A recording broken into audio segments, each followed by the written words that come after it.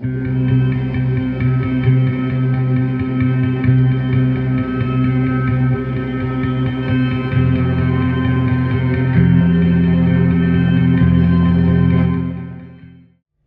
here for Sound on Sound at the Winter NAMM show in Anaheim. It's 2015, January. We're at the Sequential booth. Sequential, Dave Smith? Dave Smith, tell us. Dave Smith Instruments booth, but we have a sequential product. A sequential product, the first sequential product in 30 years. 30 years. The Prophet-6. It's an impressive looking thing. So, Thank you. The sequential name, first off, what happened there? Well, it's a long story, but very quickly, Kakahashi, the founder of Roland, sent a letter to the president of Yamaha suggesting they give the name back. I didn't know this was happening. And then I all of a sudden heard from Yamaha, they said, do you want the name back? And I said, sure. That's the shortened version. Okay, but right. So we ended up with the name back, and then once we had it, we said, well, what do we do with it? And we had an idea of an instrument like this anyhow, you know, going back to discrete VCOs and the whole thing. And that just kind of put the whole thing together. It was kind of the perfect touch. So last summer we started working on this, and now we present it to the world. So what does this mean? Is it sequential for everything now, or is it? No, there's no master plan. Okay. This right. is a sequential product, but after this, I don't know. So Because we don't know. Okay. We haven't decided. So how much of it is analog then, and how much is digital of this? Well, the signal path is 100% analog. It's voltage-controlled oscillators, voltage-controlled filters, the VCAs, you know, all of that is 100% analog. We do have digital effects on here also, which we haven't done before, so they're digital effects. Right, but sure. if you hit the off button, they're gone, and it's, you know, the main signal path is always 100% analog.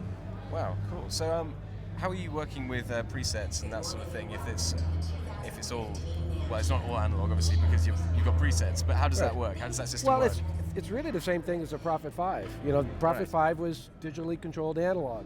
This is digitally controlled analog. That concept, that structure hasn't changed.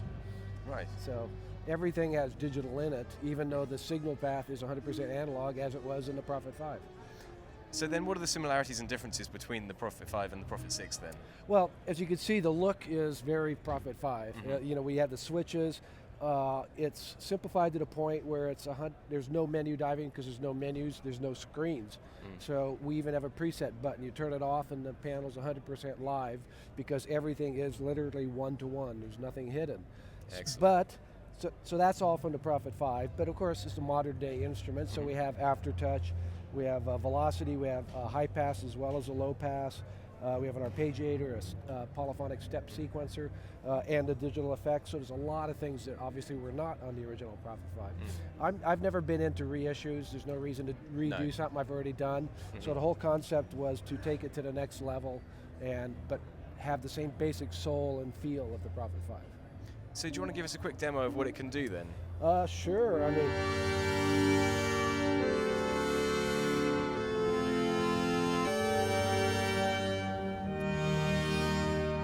So this is the sequencer now. yeah, I'm cheating. Okay.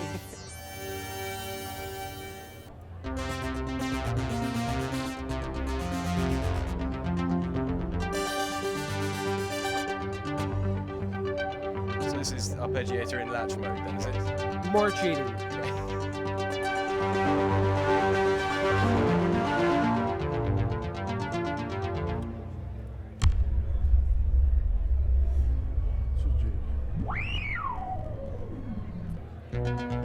I already did that one. So.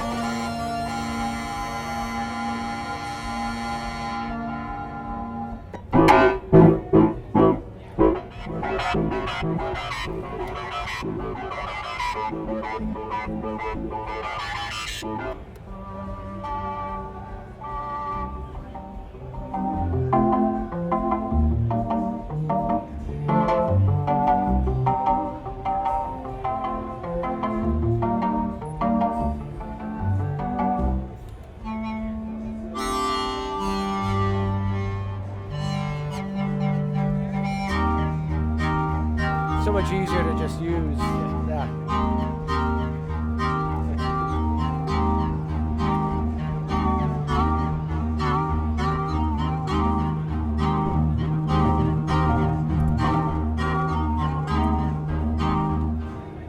I mean, obviously I could play forever, but it's just a quick sampling of what's going on. Cool. Okay, so when's it going to be available then, and how much is it going to cost? We're saying around May, and we're saying around $2,800. Nothing's exactly firm yet, but that's our targets. Cool. Well, thank you very much, Dave. Well, thank you. Cheers.